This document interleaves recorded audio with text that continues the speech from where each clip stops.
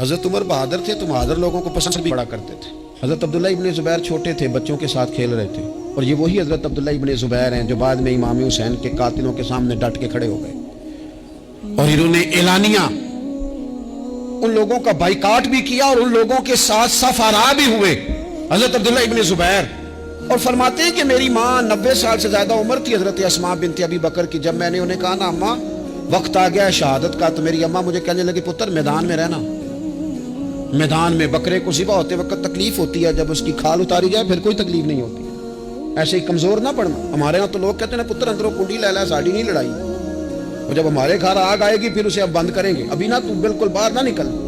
کیسے قوم آگے بڑھے گی؟ جرتیں کیسے پیدا ہوں؟ اور جو کچھ کہہ نہیں سکتے وہ منوائیں گے کیسے؟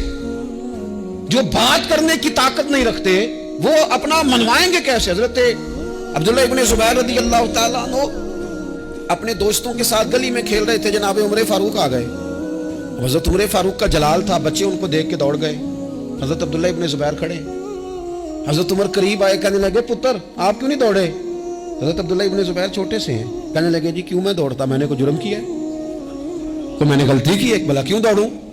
آرام سے کھیل رہے ہیں اور نہ ہم نے کوئی رستہ بند کیا، جگہ ہے، آپ نے گزرنا تو گزر جائیں۔ چاہیے تھا نا حضرت عمر ناراض ہوتے، پر جناب عمر نے ماتھا چوم لیا، کہنے لگا کیا بات ہے بیٹا، ان چیزوں پر ذرا قائم رہنا، کہنے لگے جرم کیے، کیا مطلب ہے اس بات کا کہ فلانا ہے تو دوڑ جائے، کیوں دوڑیں جی؟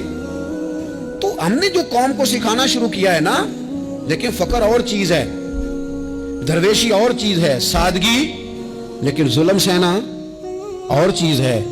دنیا میں قتیل اس سا منافق نہیں کوئی جو ظلم تو سہتا ہے بغاوت نہیں کرتا۔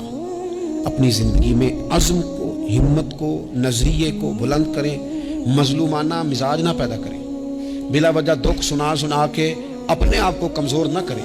یاد رکھیں اگر ہم اپنے دکھ کسی کو سنا رہے ہیں اور اپنے آپ کو بڑا غریب ثابت کر رہے ہیں تو ایسا نہ ہو کہ ہمارے بچے اس کا برا اثر لے جائیں۔ خودداری سے جینا سکھائیں، عزت نفس سکھائیں، ہر وقت گھر کے اندر، کلاس کے اندر، اپنے دوستوں کی جمعیت کے اندر کمزور باتیں نہ کریں، رو دھو کے وقت نہ گزاریں۔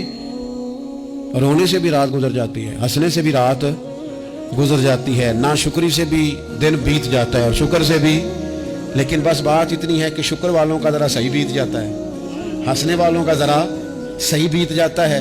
زندگی میں عزم کے ساتھ، ہمت کے ساتھ لوگ جس حال میں مرنے کی دعا کرتے ہیں، معاذ اللہ، لوگ جس حال میں مرنے کی دعا کرتے ہیں ہم نے اس حال میں جینے کی قسم کھائی ہے۔ اللہ تعالی ہمیں سمجھنے کی توفیق عطا کرے۔